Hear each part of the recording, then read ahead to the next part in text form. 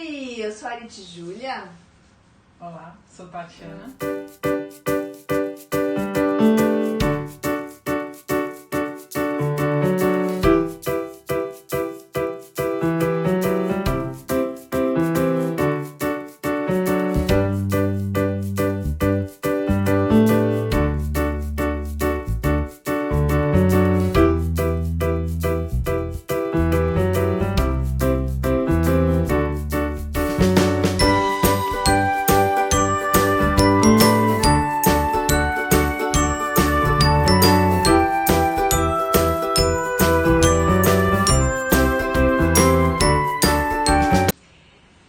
Aqui nesse canal, inaugurando hoje esse espaço para a gente tratar de teologia, para a gente conversar sobre teologia, porque nós amamos as escrituras e a gente gosta de pensar, e a gente quer ter um momento aqui para refletir sobre assuntos relacionados à feminilidade, à nossa vida, como mulheres de Deus, mulheres da palavra, mas também a gente quer falar sobre todas as verdades de Deus reveladas nas Escrituras, porque nós cremos que ela é a revelação de Deus para nós e aí por isso ela precisa ser estudada, pensada, discutida, refletida. E eu espero que você que está aí do outro lado da telinha participe junto com a gente. Pode mandar seus comentários, as suas perguntas. A nossa ideia é a gente trazer um tema, conversar sobre esse tema, mas também receber de vocês dúvidas, perguntas, críticas e afins. Para esse primeiro dia, bom, uma outra coisa que eu queria falar é o seguinte: essa ideia começou, da gente falar sobre feminilidade redimida, começou com uma série de aulas de escola bíblica dominical que a gente teve na PIB Barueri, que é a nossa querida igreja. E aí a gente tratou sobre o que é a feminilidade. E aí pensamos, essa aqui é a evolução dessa aula de EBD. Evolução e continuação. Exatamente, e a ampliação, assim, daqui para o mundo. E aí, então, a gente vai começar praticamente como a gente começou lá na EBD. O primeiro tema do dia de hoje é... Feminismo. Feminismo. O que é o feminismo? O que é esse movimento todo que a gente está mergulhado hoje? A gente vai falar sobre as ondas e tudo mais, sobre pessoas, sobre livros importantes. Mas uma coisa importante da gente falar, é que você vai falar, né? É que ele é mais ou menos quase que totalmente baseado no livro da Carolyn McCulley, O Feminilidade Radical. Tá aí na telinha a capa do livro. Vai chegar aí na capinha, na sua tela. Então assim, a qualquer momento vai anotando aí, joga nos comentários as suas perguntas, as suas questões, porque a gente vai ter um momento para conversar sobre perguntas no final desse vídeo, mais pro final a gente vai ter esse momento, mas também a gente espera fazer outros vídeos com as perguntas de vocês. Então vamos lá. Ok. Bom, como a Arit falou, né, a gente vai tratar hoje da história, um pouco da história do feminismo, né? Eu vou tentar ser bem sucinta aqui, porque a gente tem um espaço aqui que é bem mais dinâmico, né, do que as aulas de EBD. E a gente vai tratar, como a Arit falou também, a respeito, como base, esse livro da Feminilidade Radical da Carolyn, né? A Carolyn, ela é uma jornalista, né, que no começo, acho que em torno dos anos 70, ela estava na faculdade, fazendo jornalismo na faculdade, e lá ela teve contato, né, com um conteúdo feminista naquela época. A gente vai falar um pouco mais pra frente que naquela época, década de 70, era o auge da segunda fase do feminismo, né? Então ela teve contato na faculdade naquela época, só que depois de um tempo ela acabou tendo contato com o evangelho por meio da irmã dela, né? E veio a se converter, se integrou a uma comunidade cristã e começou a aprender o que é o evangelho, o que é a liderança masculina, né, segundo a Bíblia, e começou a ter esses conflitos, né? Peraí, aprendi na faculdade que o homem é um bicho mau, que tem que ser, né, hostilizado a todo custo, mas na igreja eu aprendo que ele é o meu líder, ele é o meu pastor, ele pode ser até posso vir a me casar, a ser o meu esposo, e ela enfrentou esse conflito aí. E eu acho que muitas de nós, e até você que pode estar ouvindo e vendo esse vídeo agora, pode estar passando por esse conflito, né? Pode estar enfrentando ideias, ideologias no seu trabalho, na sua faculdade, que de repente você chega numa igreja e as coisas não fecham, né? Você tem muitas dúvidas. Então, esse é o propósito também dessa mini aula, desse vídeo aqui, ser um apoio para você nesse sentido. Então a gente vai passar pela um pouco sobre essas fases que eu comentei, que a Carolyn fala no livro dela. E o primeiro slide aí, ele traz um conceito do que é o feminismo. E é um conceito meio Wikipedia, né? Eu colei do Wikipedia aí algo assim pra gente só ter, pra pensar e ter como base. E ele fala que o feminismo é um conjunto de movimentos políticos, sociais, ideologias, filosofias que tem como objetivo comum direitos equânimes, iguais e uma vivência humana por meio do empoderamento feminino e da libertação de padrões patriarcais baseados em normas de gênero. Envolve diversos movimentos, teorias e filosofias que advogam pela igualdade entre homens e mulheres, além de promover os direitos das mulheres e seus interesses. Uma coisa que eu queria deixar afirmado aqui, Arit, é que o feminismo ele não é somente eu acredito que homem e mulher tem que ser igual, então eu sou feminista. Uhum. Não é bem assim, né? O feminismo ele é um conjunto de ideias e muitas vezes alas do feminismo até discordam entre si em alguns pontos, em algumas circunstâncias, mas ele é uma ideologia, ele é um conjunto de ideias, de crenças, de valores. Isso tem reflexo na política, na sociedade, na família, no trabalho. É um conjunto de ideias e que se você compra o pacote inteiro do que é o feminismo, você vai ter um problema realmente com ter uma vida cristã coerente, porque você vai realmente vivenciar esse conflito que a própria Carolyn descreve que sentiu no livro, né? Então, o intuito desse slide é para dizer aí que feminismo não é só buscar pelo direito igual da mulher, seja no âmbito civil, né, principalmente, que não é só isso. Sim. É muito mais do que isso, e a gente tem que, enquanto crentes e pensantes, a gente tem que considerar, né, a gente tem que comprar um produto por todas as características dele, por tudo que ele significa, não só porque eu gostei da cor dele, né? Uhum. Eu acho que a grande questão, uma das questões que eu discordo do feminismo é porque ele propõe uma identidade feminina. Ele diz, a mulher é assim, ela tem que ser assim, ela tem que agir desse jeito, ela tem que pensar desse jeito. E eu acho que a gente não pode comprar uma definição de identidade que não seja baseada no nosso Criador, porque se nós cremos de fato que creio em Deus Pai Todo-Poderoso, Criador do céu e da terra, como o Credo diz, a gente tem que levar em consideração o manual, o Criador, a intenção do Criador ao criar uma mulher que é diferente do homem. Então a gente não pode aceitar esse pacote.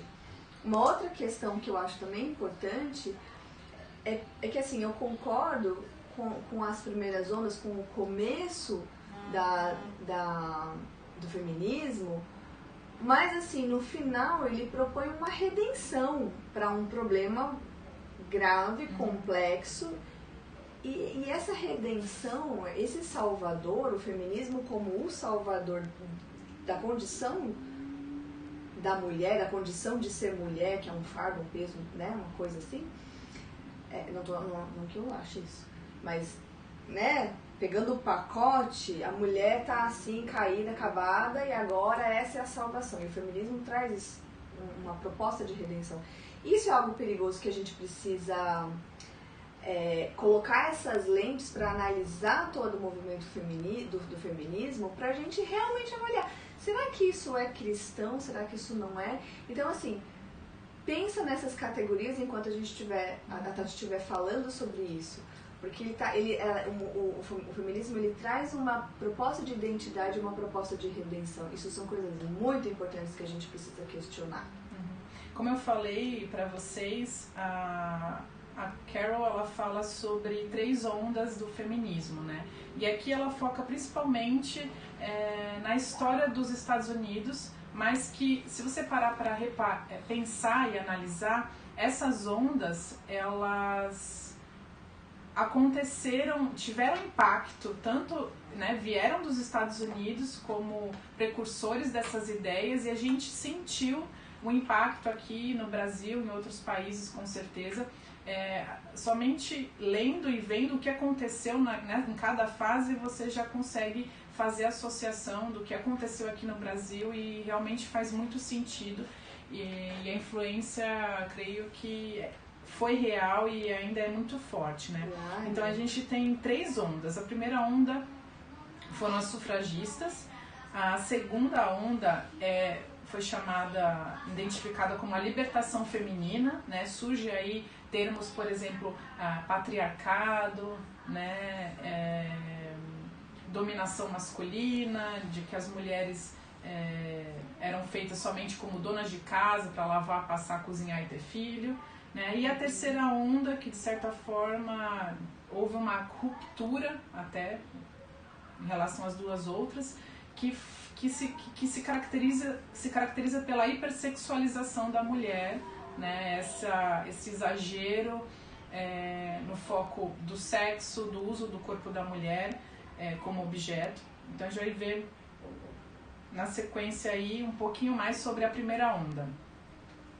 A primeira onda, como a gente até falou no início, de que se você encarar o feminismo de certa forma pelos seus pontos que ele trouxe benefício para a nossa sociedade, né?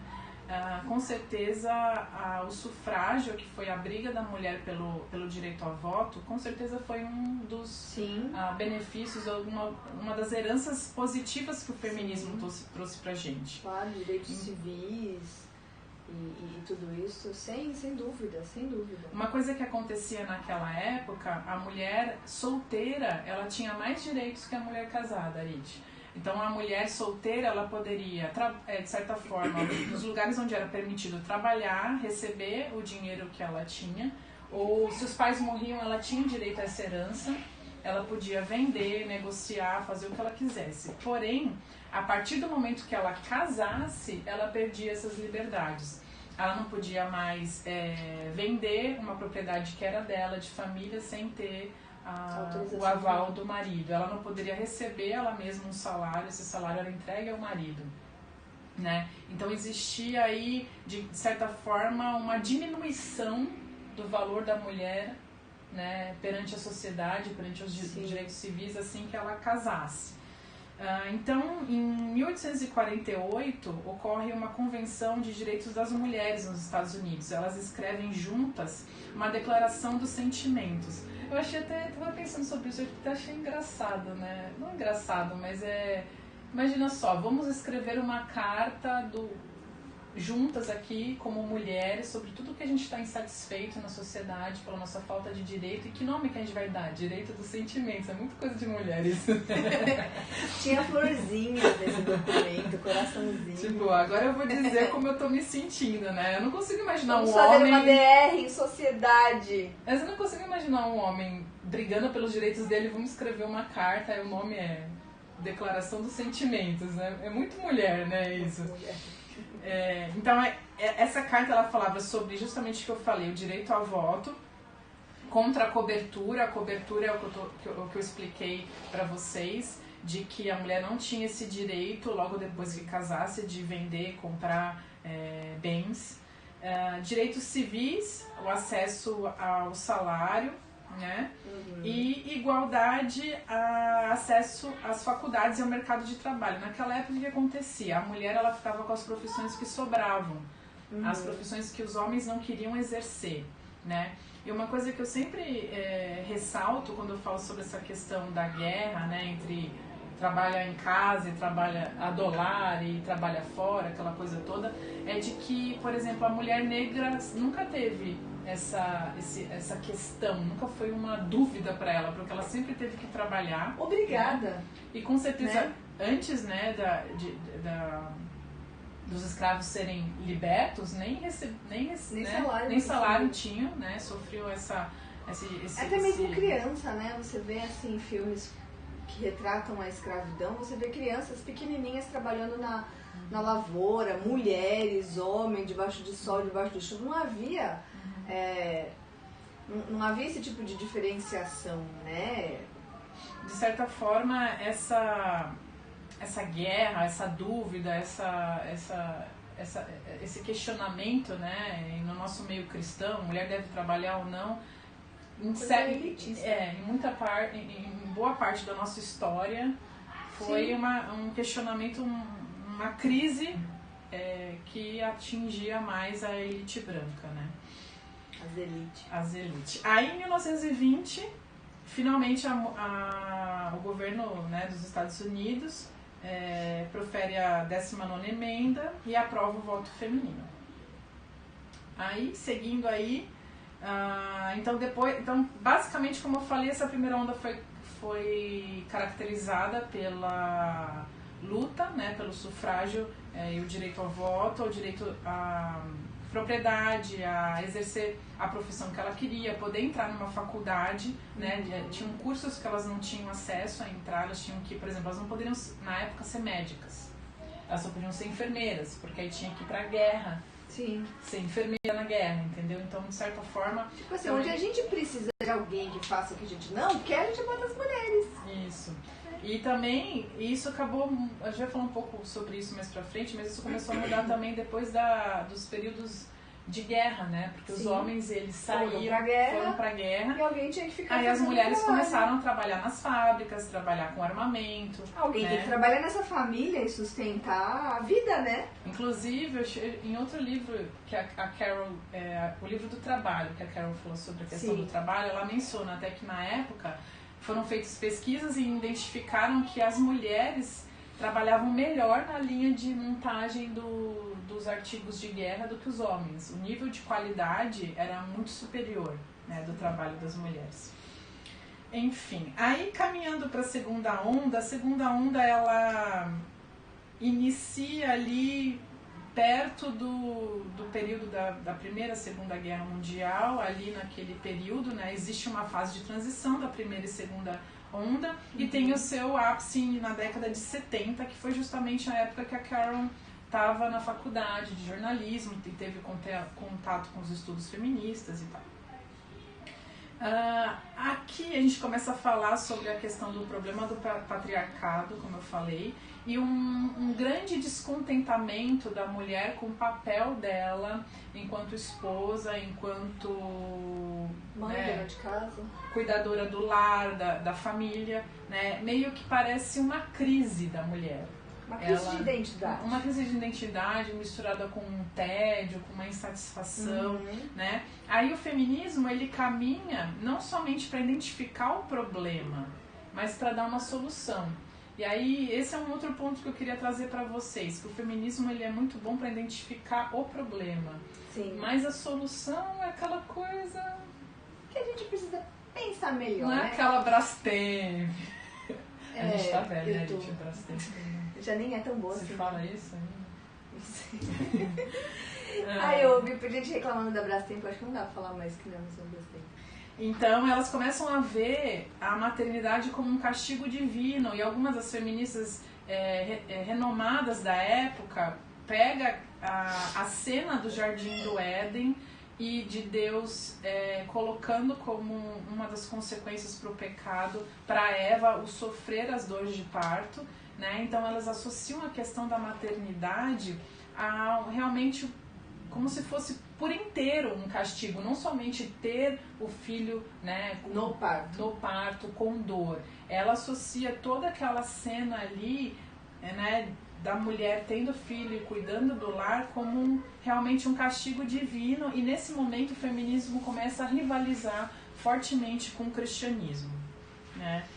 Aí começa também uma mudança de mentalidade por conta disso, uma propaganda, tem um quê, o feminismo tem um quê propagandista, né, de que trabalhar fora de casa é muito melhor, que trabalhar fora de casa tem aquele glamour, né, a mulher coloca aquele terninho chama? Tailleur, detesto essas roupas. Coloca o tailleur, salto alto, né? Tem aquele... Como se todo mundo tivesse assim no trem, no metrô, né? Vamos combinar que não é bem assim. Ou é? Isso. E vai também... 6, 7 horas da manhã, todo mundo de tailleurzinho não é, né? No trem da CPT. E o feminismo vai fomentando também essa superioridade feminina, né? Aos poucos. Então, a mulher... quer, de repente, a proposta é quebrar com todo aquele passado, né? E esse é o viés de quem é revolucionário, das ideias revolucionárias, né? É de quebrar todo um paradigma, né? Deixar para trás todo o que foi feito, o que a sua mãe, que a sua avó viveu e fez até aquele momento, e propor uma realidade totalmente diferente. Mas aí que a gente tem que pensar que nem sempre a realidade diferente proposta para o revolucionário é a melhor. Pois é. Quanto a essa questão que você estava falando aí, eu estava aqui pensando, matutando, que assim, eu concordo que a análise da situação, elas, assim, né, o feminismo, ele percebeu um problema na sociedade. A mulher está sendo maltratada. Isso é fato. É fato isso, né, gente? Não tem como dizer que não. Aliás, até hoje, passou aí um vídeo que o presidente me deixou ver, porque é forte, de um cara socando uma mulher. Isso assim, nos dias de hoje, depois de toda essa revolução. Você imagina como que era antes? Era muito pior, né? Então, assim, existe um problema real. A grande questão é, será que o movimento feminista, identificando o homem como o problema, identificou bem qual é o problema? Será que ele identificou? Será que o problema é o homem? É o patriarcado? O machismo, ele existe, ok. Eu entendo bem, eu concordo que ele existe. Mas será que o problema é o homem? Eu acho que não. Eu acho que o problema é o pecado, que está no coração do homem, que está no coração da mulher também. Porque não é assim, os homens são os pecadores, lazarento, maledeto, e nós somos as florzinhas puras e sem pecado. Não existe isso, né? Parit, também na nossa vida não há garantias, né? A gente está no mundo, a gente sabe, a nossa perspectiva, a nossa cosmovisão é de que o pecado afetou o mundo de uma forma até então definitiva, né? Claro que a gente crê que Cristo vai voltar e vai restaurar todas as coisas, mas por enquanto é o que nós temos. E essa degradação, essa deturpação, ela é definitiva. Então, a gente vai ter, o texto bíblico de Gênesis fala, né, de que a vontade da mulher vai ser contra o marido dela, contra o homem, né, e o homem também vai ter essa... Ele vai dominar, ele vai se impor pela força. Sim, e é claro que isso vai causar conflito, né? A questão é que, será que a solução, o antídoto que o feminismo está propondo e propõe até hoje é melhor que o veneno? Essa é a nossa... Esse é um ponto que a gente tem que pensar. Seguindo aí, a gente vai ter mais uma mulherada aí que foi, na sequência, que foram propositoras, né, que foram expoentes dessa segunda onda. Uma delas era a Elizabeth Stanton. Ela também trabalhou, ela estava nessa intersecção entre a primeira fase e a segunda fase, então ela também atuou bastante na questão do sufrágio.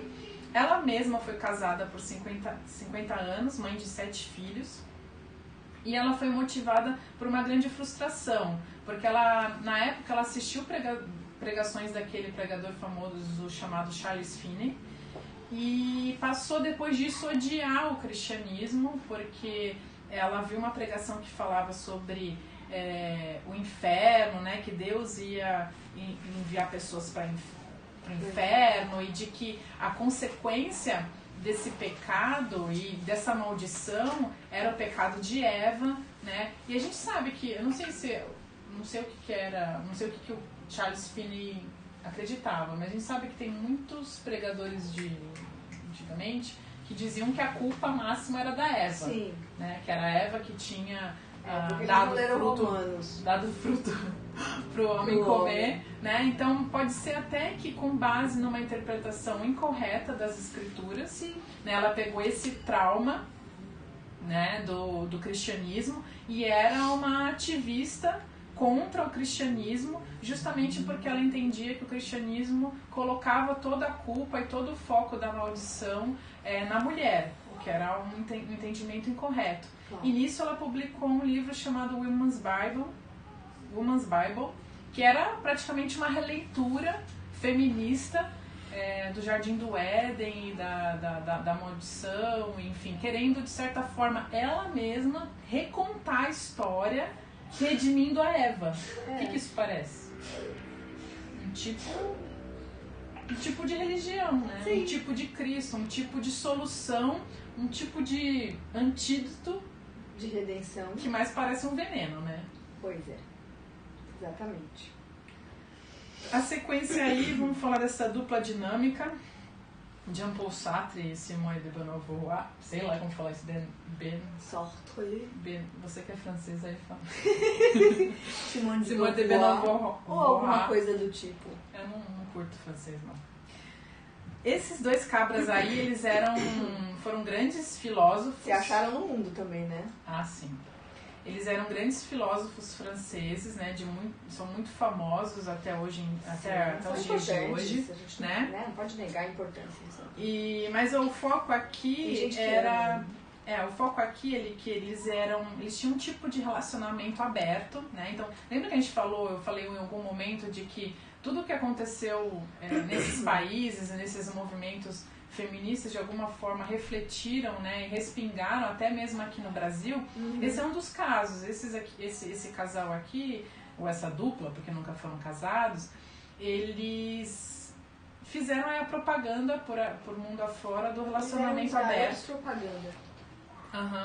E aí justamente essa era a proposta, de que o amor ele não deveria prender o outro num relacionamento, de que o amor só valeria a pena se ele fosse livre, né?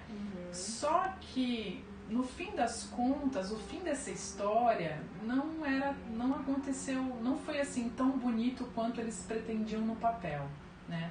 Na verdade, Jean-Paul Sartre, ele era um predador de homens, ó. Não era tanto assim. Apaga. Não era de homem, não. Ele era um predador de mulheres. E, de certa forma, a Simone era cúmplice dele. Então, depois de determinado tempo, ela conhecia mulheres mais novas, trazia essas mulheres para dentro do relacionamento deles, desse relacionamento aberto e promíscuo, né? Que aberto é uma palavra bonita para algo ruim, de certa forma, né? Porque aberto normalmente é uma coisa boa, né? Você é aberto para coisas novas, enfim. Mas não foi o que aconteceu com eles. E nessa história, desses relacionamentos todos que eles tiveram, ele obrigou várias mulheres a fazerem abortos, porque ele não queria ser pai. Duas dessas meninas ou mulheres, depois de um tempo, se suicidaram. E a Simone viveu a vida inteira dela infeliz, desejando ser a única do Jean-Paul Sartre, mas nunca sendo essa mulher única e exclusiva, né? Então ela passou a vida dela inteira triste, de certa forma amargurada, porque ela não conseguia ter essas relações extraconjugais, ela não tinha. Então virou mais do mesmo, um arranjo sexista, tradicional, abusivo, de um homem com cara de liberdade, de um homem que usava essas mulheres e usou a Simone nesse relacionamento aí por anos e anos. E aí Simone, em 1949, ela escreve uma obra chamada O Segundo Sexo. E esse segundo sexo, qual que era a ideia do livro? De que a mulher era sempre o segundo na história. o segundo eu, o segundo ser, né? Nesse cenário. De que ela sempre era o outro, que o homem era o primeiro, o principal, o ator principal, o absoluto, né? Então, o que ela chegou à conclusão é de que a ruptura feminista, o alvo dela era ser o quê? O principal. Tomar o lugar que havia sido surrupiado pelo homem, pela figura masculina. Né? Agora, é interessante porque, assim, essa ideia de eu tenho que ser a primeira é a ideia de você se colocar em primeiro lugar e você rebaixar o outro para o segundo lugar. É você fazer com o outro que você não gosta que façam com você. Né? É um quê assim. E você vai pensar, né? Lá no começo a gente leu o conceito de feminismo by Wikipedia, de que feminismo era traria um senso, traria uma ideia de igual, de igualitarismo. Sim. Mas o próprio feminismo propõe que precisa ter um primeiro, que precisa ter um segundo. Sim. Né? Então, elas mesmas, elas próprias propõem a desigualdade. Sim. Né? Então, aí que tá, mais um antídoto, mais com cara de veneno. E o cristianismo, o que ele traz? Quem é o eu absoluto? Quem é o primeiro? Né? Essa pergunta aí é primeira aula de catecismo, né? Deus é o primeiro, Deus é o absoluto, dele derivam todas as coisas, todo o conhecimento, todos os seres. Toda a criação. Né? Nós não devemos desejar buscar um lugar que não nos pertence, que não pertence ao homem e não pertence à mulher. Aí no fim da sua vida, Simone declara seu amor a Sartre e né, não foi uma história aí. Exatamente. Um final feliz. Foram felizes para sempre. Na sequência aí, pra gente não se alongar muito, né? Teve também a Beth Friedan.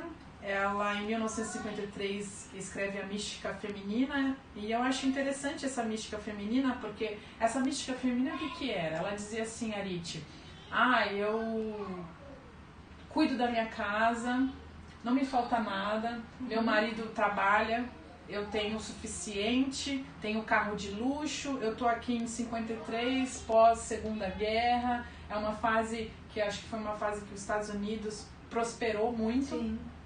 Então ela tinha todos os eletrodomésticos possíveis em casa, começou a aparecer tudo aí, aspirador, liquidificador, máquina de lavar. E no final do dia, essa mulher sentava no sofá, olhava pro teto e pensava assim, tá faltando alguma coisa. Tem alguma coisa aí, tem um problema que não tem nome. E nisso ela chamou essa mística feminina, alguma coisa. Então você percebe que elas conseguem entender bem o problema. Que existe uma ausência, uma falta, uma lacuna existencial que precisa ser preenchida. Isso é verdade. Sim, mas a resposta delas é de que vou sair pra... Gente, não faz sentido nenhum pra mim. Vou resolver isso pegando o trem da CPTM às 6 da manhã. Ai. Assim, eu concordo que existe um glamour e deveria existir isso pra elas na época, né? Sim. Mulheres que não tinham direito de ir pra uma faculdade, poder cursar um curso de medicina, se sentir ali, né, no mesmo nível do homem. Concordo que pode isso ter trazido uma sensação, uma satisfação, um preenchimento, mas hoje a gente está aqui em 2020, a gente já sabe essas respostas, de que só isso não preenche a mística feminina, não preenche o problema que não tem nome, né?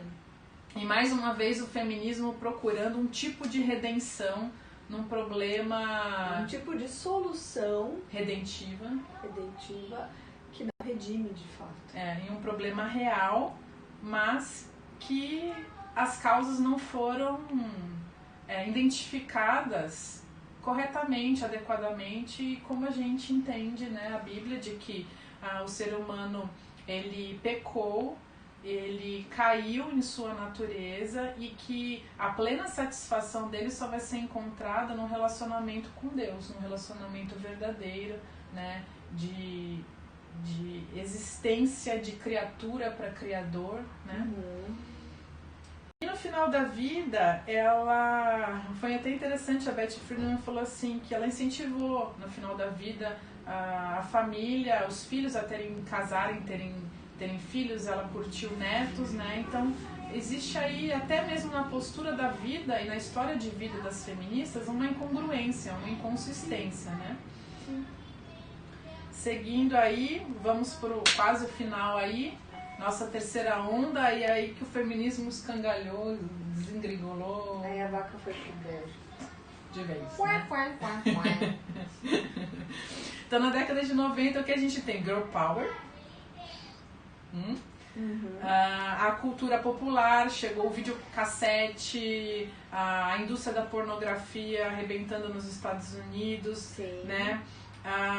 Aquela questão da coelhinha da Playboy, aquela coisa toda da indústria, né, do sexo vendendo muita grana. Até hoje. Isso. E aí, lembra que eu falei que com certeza cada uma dessa onda teve reflexo no Brasil? Você lembra que na década de 90 a gente ia pras festinhas de criança, o que a gente dançava? Na boquinha da garrafa. Tu dançou isso aí? Não, mas eu lembro das... Eu lembro, porque na minha época de festinha a moda era dançar boquinha da garrafa, é o tchan. Tati, você dançando na boquinha da garrafa. Gente, revelações. Ai. É a década de 90. O que tinha na década de 90, gente, também? Banheira do Gugu. Quem lembra dessa desgraça? Jesus amado. Ai, é melhor esquecer, né? Então, assim, aí... E a gente sobreviveu, hein? Sobrevivemos, graças a Deus. E aí que eu fico pensando assim, sabe, né? O feminismo, ele sempre lutou, né, por desde o começo, dizendo que elas iam buscar uma igualdade, uma valorização da mulher, uma liberdade para que ela pudesse ir nos locais que ela quisesse, estudar onde ela quisesse, né, poder acompanhar o homem nos direitos civis, e de repente você se vê numa situação dessa, né, o corpo feminino sendo explorado, o prazer sendo explorado a qualquer preço, sem limite, né, e uma coisa que eu sempre lembro, e uma fala do C.S. Lewis, que ele diz que o Satanás, ele não cria nada novo.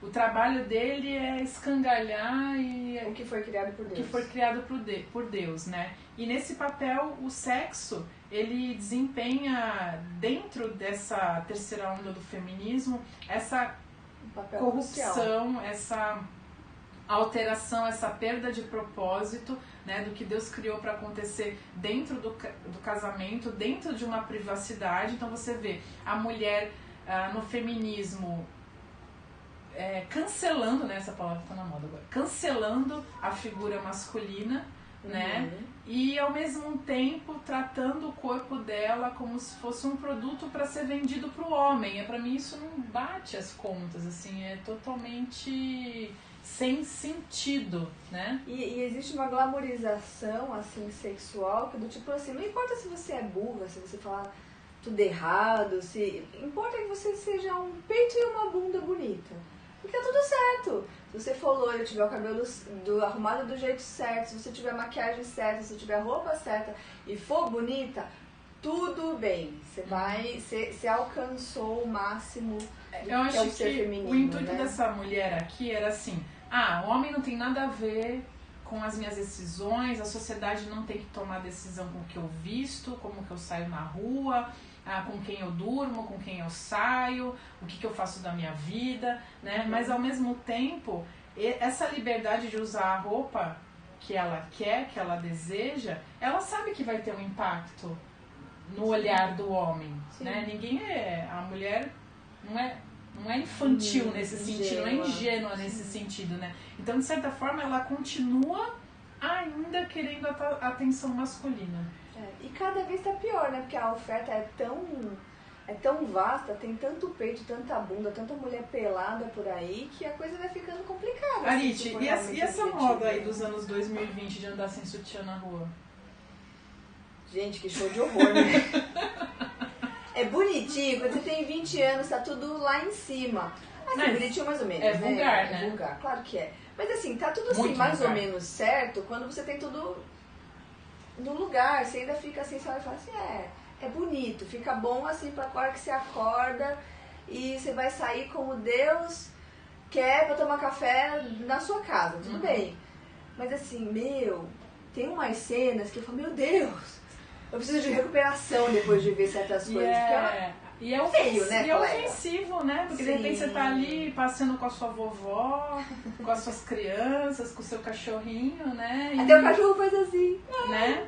E aí eu fico imaginando, se elas querem igualdade, então os homens podem por aí sair na rua com um shortinho de algodão, com o negócio balançando pra tudo que é lado, né? Imagina. Não vai ser nada... Não imaginar. Não vai ser nada legal. Então, assim, mulheres feministas, ou mulheres, né? Mulheres. Não encasquetem com os coitados do sutiã, né? Eles não têm nada a ver com essa briga, com essa história. E eles... Enfim. Próximo slide aí. O que temos? Ai, gente. Bom, terminamos aí a fase das ondas femininas, das ondas do feminismo, né? E aí, essa parte final é mais uma palavra aí devocional pra gente pensar sobre o que é a falsa sabedoria, né, do feminismo, que é propor essa facção na sociedade. Sim. A confusão, a inveja, muito do que a gente falou aqui vem também da inveja feminina, da liberdade, dos direitos dos homens. Claro que a gente tem que brigar, sim, por ter esses direitos, sim, né? A gente falou dos votos, da venda e compra de propriedade, enfim. Do trabalho, de acesso à faculdade, a estudo, à educação, sim. Mas tem aquela coisa raivosa, aquela inveja assim, vamos acabar com o homem, aquela amargura, né? Aquele ódio. Deus, não pode ter amargura no coraçãozinho. É porque o homem acha que a mulher magra é bonita, então vou engordar e vou mostrar pra sociedade que eu não tô nem aí. Tem umas feministas que seguem à risca, né? Também, o sovaco né? peludo, fica feia, parece que fica feia de proposta, gente. Então eu acho que a nossa vida, a gente, ainda mais como cristãs, não tem que ser orientada às nossas decisões pela inveja e pela amargura do que aconteceu. Eu acho que se em algum momento a gente foi abusado por uma figura masculina de liderança, seja qual for, a gente tem que perdoar, a gente tem que saber que aquela postura foi errada, mas que a redenção está na cruz, né? Sim. Não na punição do outro, não no revanchismo, né? Não na vingança. A gente tem que abrir mão dessas armas carnais, né? A Bíblia fala que como que a gente tem que lutar? Com as armas espirituais. Então, mulheres, lutem com as suas armas espirituais. Claro, você não vai viver embaixo de um teto de um cara que te espanca todo dia. Claro que não. Não é essa situação aqui que a gente está falando. Mas vamos lutar com as nossas armas espirituais, com o perdão, com a nossa maturidade, com o nosso discernimento. Com o nosso entendimento de quem nós somos em Cristo, uma nova criatura, um ser que foi criado por Deus e que tem um propósito divino, honrado e digno, né? Então, eu acho que mais do que isso é entender que todos nós somos pecadores, né? Os homens são, sim, erraram em alguns pontos da história, do mesmo jeito que as mulheres também erraram em vários pontos da história. Mas a solução não é a perpetuação de uma guerra, da guerra entre os sexos. É de conhecer o amor através de Jesus, o perdão e uma nova vida através de Jesus Cristo, e vivendo como irmãos e irmãs. Tiago 4:1 diz: de onde vêm as guerras e contendas que há entre vós? Não vem das paixões que guerreiam dentro de vocês? Então, quais as paixões que estão guerreando no coração das mulheres e no coração dos homens que nos fazem estar em contenda constantemente, né? Isso é para pensar. A Carolyn, ela colocou uma definição aí sobre o pecado nessa perspectiva do feminismo e da guerra feminista, né? que é a seguinte: o pecado deforma tudo, inclusive o bem que Deus planejou ao criar homem e mulher. As mulheres pecam contra os homens e os homens pecam contra as mulheres, e todos pecam contra Deus e não alcançam seu padrão de santidade e perfeição. Sim. O pecado é a razão por que os homens têm oprimido as mulheres e as mulheres têm usurpado os homens. O pecado é a razão para a inveja, o sentimento faccioso, a confusão e toda espécie de coisas ruins. Caracterizam a falsa sabedoria. O pecado é a razão porque precisamos de um Salvador. E aí, esse é o antídoto correto. Essa é a identificação correta da causa e a identificação correta da solução, que é Cristo. Exatamente. Né? Exatamente. Então, e outra coisa que eu acho que o feminismo perde de vista é que as mulheres pecam. Alô? É claro. Né? Então, você não vê um conteúdo feminista falando sobre isso. Sobre as falhas das mulheres. De que as mulheres muitas vezes podem realmente serem amargas, que elas podem ser briguentas, que elas podem ser contenciosas, que elas podem olhar as coisas com uma visão deturpada e viciada mesmo desse cenário todo. Então, mas a grande questão é que o feminismo, mais ou menos, que ele diz que a gente tem que ser assim.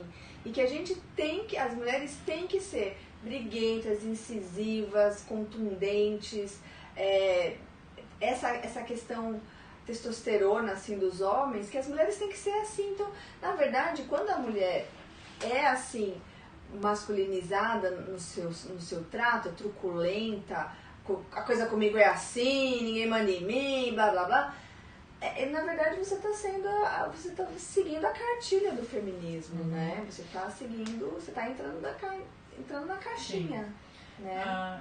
Uma coisa também que eu queria falar sobre esse slide que está projetando agora, a submissão da mulher e a liderança servil do homem, né? São duas coisas que têm que andar juntos. Deus criou o homem e a mulher. Deus é só para isso. Deus criou o homem e a mulher de uma forma que um complemente o outro, né? Não que um seja o absoluto e o outro seja o outro, como a Beth Friedan falou, um segundo, outro primeiro, né? Essas duas missões, elas se encaixam perfeitamente. Ainda que cronologicamente, sim, Deus criou primeiro o homem e depois criou a mulher. E o próprio Paulo fala que a mulher foi criada para o homem. Só que a gente precisa entender como que é essa conceituação na cabeça de Paulo e o propósito de Deus na criação dessa maneira. Não existe algo indigno nisso ou inferior. É diferente. E tem um propósito muito nobre, que a gente vai ver depois. Eu vou falar agora exatamente sobre isso. A palavra para auxiliadora, quando Deus cria a mulher e fala que ela vai ser auxiliadora do homem, é a palavra Ézer. E uma coisa muito interessante é que muitas vezes, em muitos textos do Antigo Testamento, a palavra Ézer ela é usada também para se referir a Deus. A Deus sendo auxiliador do ser humano, numa forma mais genérica, né? Então, ser auxiliadora do homem não quer dizer inferioridade, não quer dizer que esse auxílio quer dizer que ele é o primeiro que está fazendo a tarefa mais importante e a mulher está ali só ajudando, dando um tapinha ali, né? Como uma tarefa secundária. Não, exatamente porque muitas vezes o próprio Deus se coloca como auxiliador, né, como uma tarefa de auxiliar o ser humano, a criação dele. Então é uma tarefa de alta dignidade e de alta confiança que Deus colocou nas nossas mãos, né, de auxiliar a gestão e o cuidado da criação e do papel do homem como uma liderança servil, né. E outro ponto aí é a relação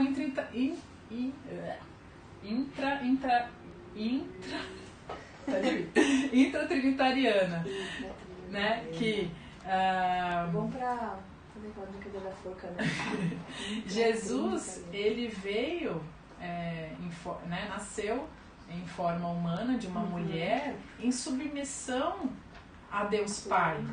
Né? E quantas vezes o Novo Testamento mostra Jesus orando e falando: Deus, se for da sua vontade, faça assim, faça assado. Né? Então Jesus estava mostrando ali constantemente a submissão dele ao Deus Pai naquela missão da redenção. Sim. Então, por que a gente vai encasquetar em ser submissa à liderança masculina, seja no casamento, seja na igreja, seja até mesmo no trabalho, em qualquer tipo de relação que a gente tenha com a figura masculina? O porquê que isso tem que ser um demérito, porque isso tem que ser uma inferiorização para a mulher, se o próprio Jesus se colocou num papel de submissão dentro da relação da Trindade, né? Sim. Então, não é algo que deveria ser um problema para aquela cristã que entende, que pensa, que analisa e que consegue enxergar a Bíblia fora dessas lentes ideológicas. Sim. Que corrompem e viciam a nossa visão, né? Então, esse é um outro prejuízo que o feminismo, ou qualquer ismo que você esteja anexada nesse momento, pode te atrapalhar, até mesmo na interpretação e na leitura das Escrituras. Sim. Então, Jesus estava submisso e mostrou submissão, né? E de eternidade a eternidade, né? A Trindade, o relacionamento deles é de eternidade a eternidade. Então, olha só, até mesmo antes... E o nosso até que a morte separe, né? É. Até mesmo antes do mundo ser criado, já existia esse relacionamento de amor e de submissão dentro da Trindade. Mundo, né? Uhum. Então, é um ato de submissão, é um ato livre de amor. Sim. Né, que a mulher dá ao homem. E não é absoluto. E é um ponto importante, né? Porque a partir do momento que o homem quer que você peque, sim, você não vai ser submissa a ele. Você pode, né, não obedecer. Submissão absoluta somente a Deus. Aí estamos terminando, né? Porque acho que o nosso tempo já deve estar... Já foi. Já foi faz tempo. O poder de resumo feminino não é o nosso forte, né? De nenhuma mulher, eu acho. Para fechar aí, vamos para esse último slide aí, o penúltimo slide, sobre iguais no ser e diferente no fazer, né? A gente foi criado à imagem e semelhança de Deus, igualmente como o homem foi, e nossa identidade definitiva não é a nossa profissão, não é ser médica, não é ser astronauta, não é ser cozinheira, não é ser cientista, não é ser esposa, não é ser mãe, não é ser neta, não é ser funcionária. Nossa identidade definitiva é ser filha de Deus, né? É isso que a gente não pode perder de perspectiva quando a gente estiver brigando pelos fazeres. Eu não vou fazer isso, não vou ser submissa, não vou fazer isso, não vou ser isso, não vou ser aquilo. O que a gente é acima de tudo, na nossa essência, é filha de Deus. E o que isso vai implicar nas outras coisas? O que disso vai derivar o meu comportamento e as minhas decisões, né? Aí a gente fala sobre o exemplo de Marta e Maria, de que Jesus falou para Maria que ela tinha escolhido o melhor. E Maria senta aos pés de Jesus e ali ele ensina para ela coisas sobre... não detalha, mas isso fica claro que é coisas sobre o relacionamento de Deus, sobre coisas da fé, né? Porque ele fala que ela estava ali absorvendo e buscando o que era primordial, o que era mais importante, e Marta estava preocupada com os fazeres. Com os fazeres. Então, assim, será que as feministas não estão mais preocupadas com os fazeres dessa vida e estão perdendo o conhecimento principal, que é buscar a Deus, né? Muito antes e muito melhor do que uma faculdade. Maria estava ali aos pés de Jesus, ela poderia fazer qualquer pergunta, né? E imagina, eu fico me imaginando essa situação, tanto de coisa que eu perguntaria. A lista é enorme de perguntas. E ali Jesus, ele era um mestre judeu, imagina naquela época que a mulher era super... Não tinha formação, né? Educação formal do mesmo jeito que os homens. Isso, ela não recebia aquele treinamento para ser fariseu, né, para fazer fariseua, não existe isso. Não recebia aquele ensino e de alguma forma a sociedade já tinha impedido Maria de ter esse conhecimento e Jesus estava ali né, oferecendo livremente, sem nenhuma restrição nenhuma. Ele não estava ali preocupado. O que vão dizer de mim, porque Marina está aqui aos meus pés me perguntando um monte de coisa que mulher não precisa saber, porque mulher é inferior, ou porque mulher não vai entender. Para que eu vou ensinar? A mulher não vai entender nada de teologia. Que bobagem. Não, Jesus, há 2000 e tralalá anos atrás, já era muito melhor. E foi em defesa de Maria contra uma outra mulher que estava oprimindo ela. Pois é verdade, não tinha pensado nessa perspectiva. Né? E Jesus vai em defesa dela. Olha que lindo. Pois é. Em Gálatas 3:28 diz: não há judeu nem grego, escravo nem livre, homem nem mulher, pois todos são um em Cristo Jesus. O cristianismo de fato não é nem feminista, nem machista, né? Ele é cristão. E quais são as implicações do feminismo, então? Como a gente disse, teve coisas boas, né? A conquista dos direitos civis, uma maior discussão e conscientização sobre o abuso masculino, sobre o que a mulher era tolhida de fazer, né? E, porém, criou toda essa, de certa forma, essa bagunça de competição, né? Da guerra dos sexos, homem contra mulher. A banalização do divórcio, depois, né, da mulher se sentir, de certa forma, livre daquela obrigação do casamento, os divórcios estouraram, né? A diminuição até mesmo do casamento, a autoglorificação do ser feminino. Eu ouvi falar até que surgiu aí teologia feminina, né? Precisamos reescrever a Bíblia para que vamos fazer uma deusa feminina, porque a Trindade não tem representatividade, não tem sororidade, são 3 homens, o Espírito, o Deus Pai e o Deus Filho. A alteração dos conceitos de família, diferenças de gêneros, começaram a dizer que o gênero é uma construção cultural, não é uma diferença física e biológica, né? E é isso. Nossa proposta aqui é a gente quebrar mesmo esses sofismas. É uma tarefa... pensar, a gente levar esses questionamentos para você refletir sobre isso e comparar. Porque, na verdade, eu sempre falo, não acredita no que a gente está falando. Pega a sua Bíblia e vai ver se é verdade. Vai ver se bate, lé com cré, vai ver se está realmente. A gente está falando coisa com coisa, né? E é uma responsabilidade minha, da Arite, não só nós duas, que somos mulheres de pastor, né? Sim. Mas de todas. Quebrar os sofismas. Quebrando os sofismas desse mundo, que não são coerentes com a Bíblia. 2 Coríntios 10:5 diz: destruindo os conselhos e toda a altivez que se levanta contra o conhecimento de Deus, e levando cativo todo o entendimento à obediência de Cristo. Irmãs, vamos questionar, vamos analisar, vamos reter o que é bom, jogar fora toda essa imundícia errada, torta e que perdeu o foco, que quer dizer que o veneno é antídoto. Antídoto. Tô errando todas as palavras. Antídoto. Eu gaguejo, sabia? Eu gaguejo toda hora. Tenham paciência comigo. Mas é isso, a minha parte da ciclo. É isso. Agora você é a parte que você termina e... Então, você tem alguma dúvida? Você tem... Só não xinga a gente, mas quer conversar? Manda aí nos comentários.